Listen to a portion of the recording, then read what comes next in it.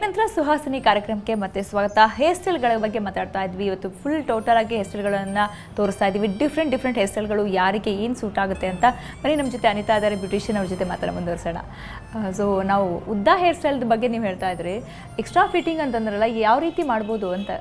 ಅಂದರೆ extra fitting ಅಂದರೆ ಈಗ ಕೆಲವ್ರಿಗೆ ಹಾಕ್ಕೊಳ್ಳೋಕ್ಕಾಗಲ್ಲ.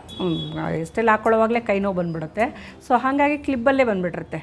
ಸೊ ಆ ಕ್ಲಿಬ್ನ ಹಾಕ್ಕೊಂಡ್ಬಿಟ್ರೆ ಜಸ್ಟ್ ಅವ್ರ ಕೂದಲನ್ನ ಒಳಗಡೆ ನಾಟ್ ಮಾಡ್ಕೊಂಡ್ಬಿಟ್ಟು ಮೇಲ್ಗಡೆ ಜಸ್ಟ್ ಒಂದು ಕ್ಲಿಪ್ ಮಾಡ್ಕೊಂಡ್ಬಿಟ್ರೆ ಯೂಶಲಾಗಿ ನಾವು ಕ್ಲಿಪ್ ಮಾಡ್ತೀವಲ್ಲ, ಆ ರೀತಿ ಸೆಲ್ಫಾಗಿ ಅವರೇನೇ ಕ್ಲಿಪ್ ಹಾಕ್ಕೊಂಡ್ಬಿಟ್ರೆ ಒಂದು ಹೇರ್ ಸ್ಟೈಲ್ ಆಗೋಯ್ತು ಅಲ್ಲಿ. ಮತ್ತು ಇನ್ನೊಂದು ಏನಂತ ಹೇಳಿದ್ರೆ ಎಕ್ಸ್ಟ್ರಾ ಇವ್ರಿಗೆಲ್ಲ ಏನೋ ಇದು ಸಿಗುತ್ತೆ, ಬೇರೆ ಎಲ್ಲ ಸ್ಮಾಲ್ ಆಕ್ಸೆಸರೀಸ್ ಸಿಗುತ್ತೆ. ಆ ಆಕ್ಸೆಸರೀಸ್ನ ಯೂಸ್ ಮಾಡಿದಾಗ ಏನಾಗುತ್ತೆ ಅಂದರೆ ಯಾವ ರೀತಿ ಬೇಕಾದರೂ ಅವ್ರ ಸ್ಯಾರಿ ಮ್ಯಾಚಿಂಗು ಕೆಲವೊಂದು ಗೋಲ್ಡನ್ ಇರುತ್ತೆ, ಕೆಲವೊಂದು ಬರ್ಗಂಡಿ ಇರುತ್ತೆ, ಕೆಲವೊಂದು ಬ್ರೌನ್ ಇರುತ್ತೆ. ಈ ರೀತಿ ಆಕ್ಸೆಸರಿ ಯೂಸ್ ಮಾಡಿ ಅವರು ಹೇರ್ ಸ್ಟೈಲ್ ಮಾಡ್ಕೋಬೋದು. ಸೊ ನೀವು ಯೂಸ್ ಮಾಡಿದ್ರೆ ಆರ್ಟಿಫಿಷಿಯಲ್ ಫ್ಲವರ್ ಥರ. ಹೌದು. ಸೊ ಅದೆಲ್ಲ ಸ್ವಲ್ಪ ಲುಕ್ ಚೆನ್ನಾಗಿರುತ್ತೆ. ಮತ್ತು ರಿಸೆಪ್ಷನ್ ಅಂತ ಫಂಕ್ಷನ್ಗಳಿಗೆ, ರಿಸೆಪ್ಷನ್ಗೆ, ಪಾರ್ಟೀಸ್ಗೆಲ್ಲನೂ ಜಸ್ಟ್ ಒಂದು ಅವರೇ ಒಂದು ನಾಟ್ ಹಾಕ್ಕೊಂಡು ಮೇಲ್ಗಡೆ ಸುಮ್ಮನೆ ಸಿಗಿಸ್ಕೊಂಡ್ಬಿಟ್ರೆ ಸಾಕು. ಪಿನ್ಸ್ ಇರುತ್ತೆ ಅದರೊಳಗಡೆನೇ, ಮತ್ತು ಕ್ಲಿಪ್ಸ್ ಇರುತ್ತೆ. ಸೊ ಅವ್ರಿಗೇನು ಅಷ್ಟೊಂದು ಕಷ್ಟ ಆಗೋದಿಲ್ಲ ಅದು. ಸೊ ಎಕ್ಸ್ಟ್ರಾ ಫಿಟ್ಟಿಂಗ್ ಮಾಡ್ಬೇಕಾದ್ರೆ ಗಮನಿಸಬೇಕಾಗಿರೋ ಅಂಶ ಅಂದರೆ ಏನು ಮುಖ್ಯವಾಗಿ?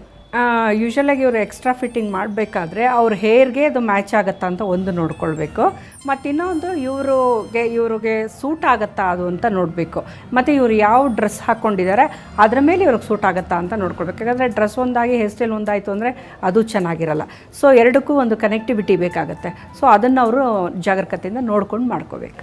ನೀವು ಒಬ್ಬರು ತುಂಬ ತಿನ್ನಾಗಿದೆ ಹೇರ್ ಅಂತೇಳಿ ಒಂದು ಹೇರ್ ಸ್ಟೈಲ್ ಮಾಡಿದ್ರಿ, ಅದರ ನಂತರ ನೀವು ತೋರಿಸಿದ್ರಿ ಎಕ್ಸ್ಟ್ರಾ ಒಂದು ಫಿಟ್ಟಿಂಗ್ ಇಟ್ಟಿದ್ರಿ ಅದಕ್ಕೆ ಅಂತ. ಹೌದು. ಸೊ ಅದು ಆಕ್ಚುಲಿ ಅವರ ಹೇರ್ ಕಲರ್ಗೂ ಡಿಫ್ರೆಂಟ್ ಆಗಿತ್ತು, ಬಟ್ ತುಂಬಾ ಚೆನ್ನಾಗಿ ಕಾಣ್ತಾ ಇತ್ತು ಅದು. ಹೌದು. ಸೊ ಅದು ಮ್ಯಾಚ್ ಮಾಡೋದು ಕೂಡ ಅಂದ್ರೆ ಆ ಡ್ರೆಸ್ ಮೇಲೆ ಎಲ್ಲ ಡಿಪೆಂಡ್ ಆಗುತ್ತೆ. ಹೌದು. ಅದೇನಾಗುತ್ತೆ ಅಂತ ಹೇಳಿದ್ರೆ ಕಂಪ್ಲೀಟ್ ಬ್ಲ್ಯಾಕ್ ಆಗಬಾರ್ದು, ಮತ್ತೆ ಕಂಪ್ಲೀಟ್ ಬ್ರೌನು ಆಗಬಾರ್ದು.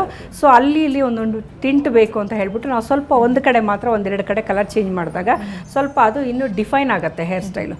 ಸೊ ಹಾಗಾಗಿ ಅದನ್ನ ನಾವು ಆ ರೀತಿ ಮಾಡಿದ್ದು.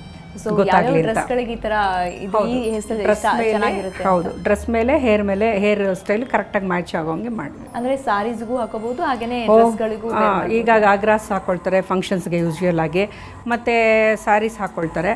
ಸ್ಯಾರೀಸು ಮತ್ತು ಗಾಗ್ರಾಗೂ ಹಾಕ್ಕೋಬೋದು, ಮತ್ತು ಚೂಡಿದಾರ್ಸ್ಗೂ ಅದನ್ನು ಹಾಕ್ಕೊಳ್ಬೋದು. ಯಾಕೆ ಟ್ರೆಂಡಿಯಾಗಿ ಕಾಣಿಸುತ್ತೆ. ಓಕೆ ಮೇಡಮ್, ಜೊತೆ ಮತ್ತಷ್ಟು ಮಾತಾಡ್ತೀನಿ. ಸೊ ವೀಕ್ಷಕರೇ, ವಿವಿಧ ರೀತಿಯ ವೈವಿಧ್ಯಮಯ ಹೇರ್ ಸ್ಟೈಲ್ಗಳ ಬಗ್ಗೆ ಮಾತಾಡ್ತಾ ಇದ್ವಿ.